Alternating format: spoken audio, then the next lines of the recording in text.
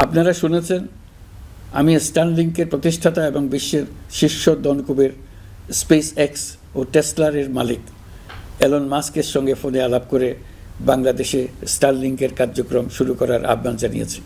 সে অনুসারে কোম্পানির প্রতিনিধিরা এখন বাংলাদেশে তাদের কার্যক্রম শুরুর আয়োজন করছে।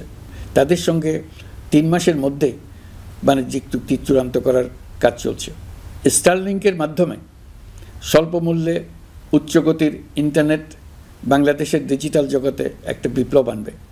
স্টারলিংক সেবা চালু হলে দেশের প্রতিটি গ্রাম, দ্বীপাঞ্চল, দুর্গম পাহাড়ি অঞ্চল অতি উচ্চগতির ইন্টারনেট সেবার আওতায় চলে আসবে।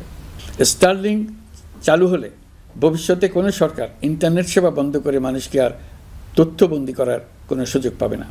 বাংলাদেশের প্রতিটি অঞ্চলে বিশ্বমানের শিক্ষা, স্বাস্থ্যসেবা, অর্থনৈতিক ক্ষেত্রে সকল নাগরিকের অংশগ্রহণ নিশ্চিত করা যাবে।